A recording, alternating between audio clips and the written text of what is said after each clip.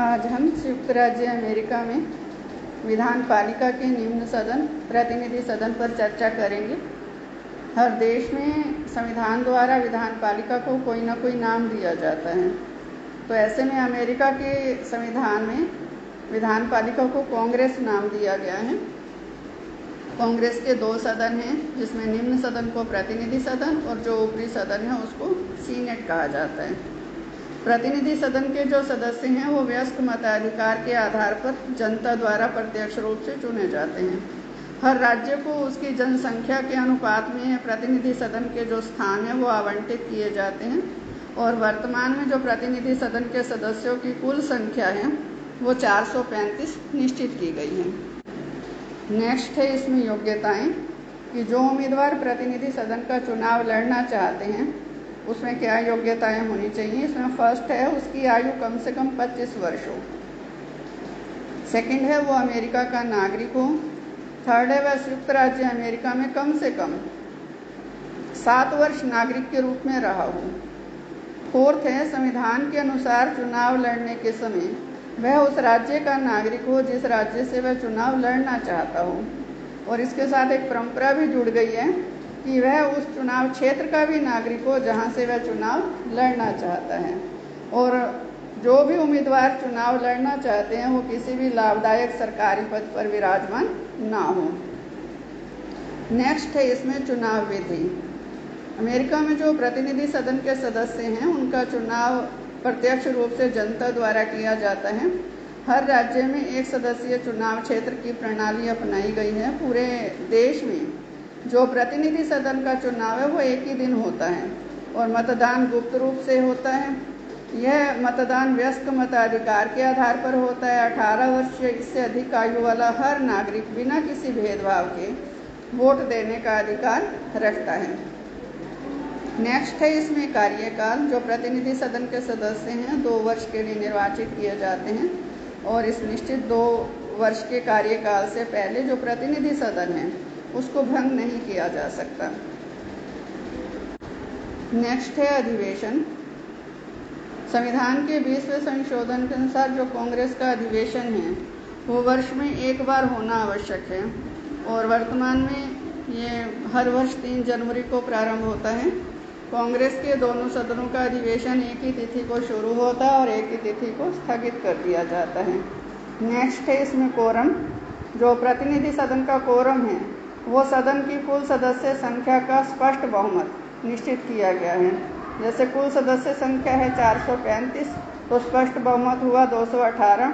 माने जो सदन की कार्रवाई है उसको कानूनी रूप से चलाने के लिए कम से कम 218 सदस्य उपस्थित होने अनिवार्य हैं। यदि इससे कम सदस्य हों तो फिर सदन की जो बैठक है उसकी कार्रवाई शुरू नहीं की जा सकती। नेक्स्ट है इसमें अध्यक्ष। प्रतिनिधि सदन अपना स्पीकर अपने सदस्यों में से स्वयं चुनती है। इसके बाद है प्रतिनिधि सदन के सदस्यों के विशेषाधिकार।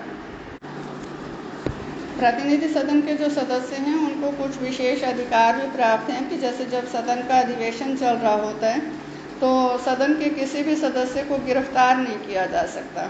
अधिवेशन के समय उन्हें किसी भी न्यायालय में गवाही देने के लिए विवश नहीं किया जा सकता। सदन के अंदर जो सदस्य भाषण देते हैं तो उस भाषण के आधार पर उन्हें किसी न्यायालय में किसी कानूनी कार्रवाई के लिए मजबूर नहीं किया जा सकता, उन पर कोई मुकदमा नहीं चलाया जा सकता।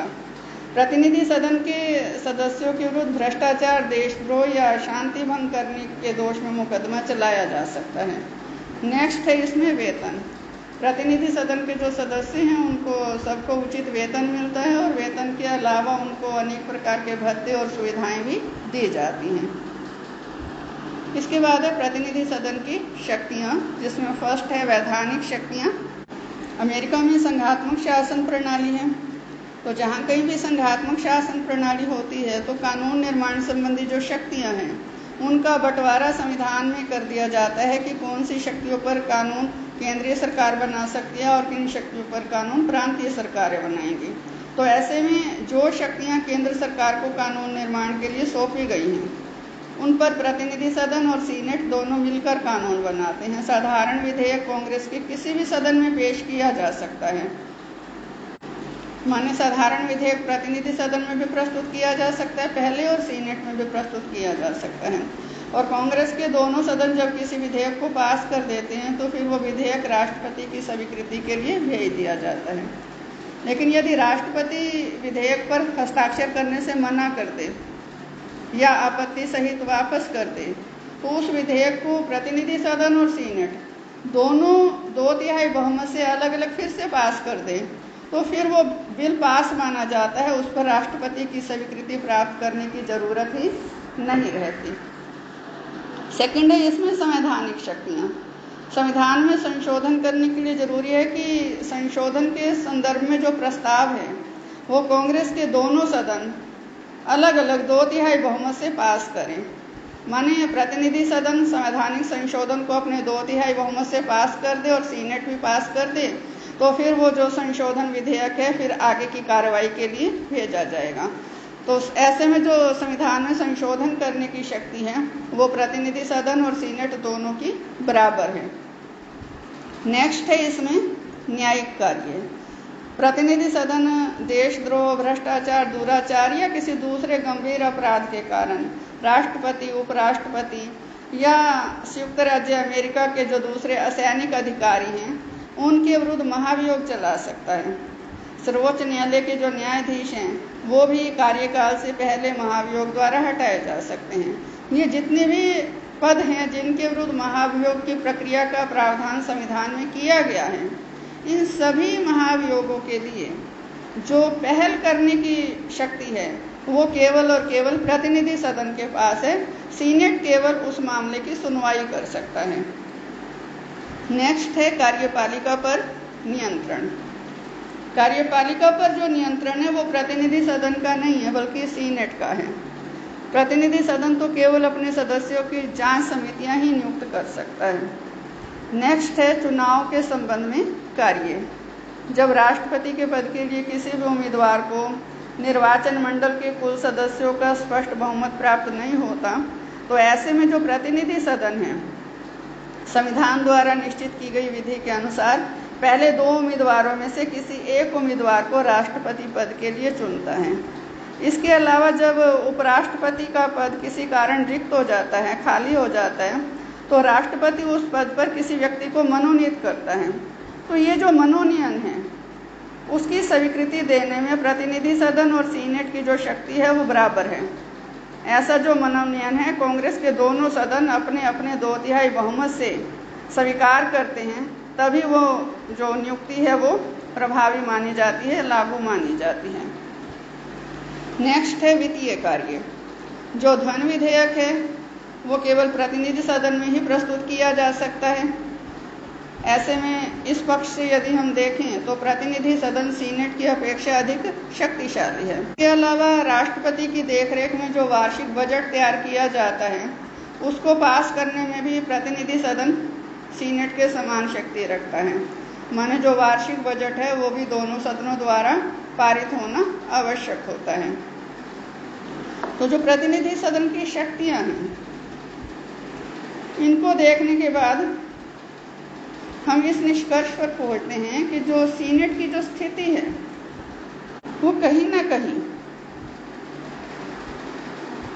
सीनेट से कमजोर है। प्रतिनिधि सदन दूसरे देशों में हम देखते हैं तो निम्न सदन ऊपरी सदन से ज़्यादा शक्तिशाली होता है, लेकिन अमेरिका में हम देख रहे हैं कि जो निम्न सदन है वो ऊपरी सदन से कम शक्तिशाली है।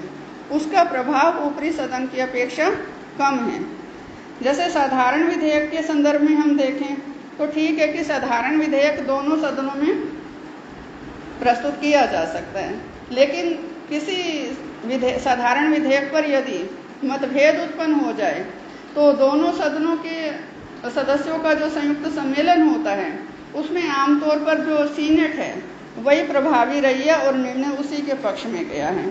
इसी तरह से ही हम वित्त विधेयक की बात करते हैं तो वित्त विधेयक ठीक है कि नियमानुसार पहले निम्न सदन में प्रस्तुत होता है, लेकिन अमेरिका में सीनेट को इतनी अधिक शक्ति प्राप्त है कि वो वित्त विधेयक के शीर्षक के अलावा उसमें बाकी जितना चाहे संशोधन कर सकती हैं।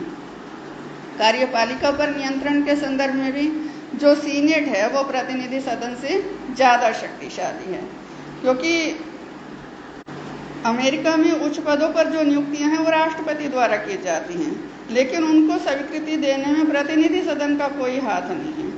इसी तरह से विदेशी मामलों के संबंध में भी जो प्रतिनिधि सदन की स्थिति है वो महत्वहीन है, क्योंकि राष्ट्रपति जो दूसरे देशों के साथ संधियां करता है उसकी स्वीकृति प्रतिनिधि सदन से नहीं बल्कि सीनेट से प्राप्त करता है। तो ऐसे में कुछ क्षेत्रों में प्रतिनिधि सदन सीनेट की अपेक्षा शक्तिहीन सदन है, कुछ क्षेत्रों में सीनेट और प्रतिनिधि सदन की शक्तियां बराबर हैं, लेकिन कार्यपालिका पर नियंत्रण के संदर्भ में जो प्रतिनिधि सदन है वो पूरी तरह से महत्वहीन सदन है।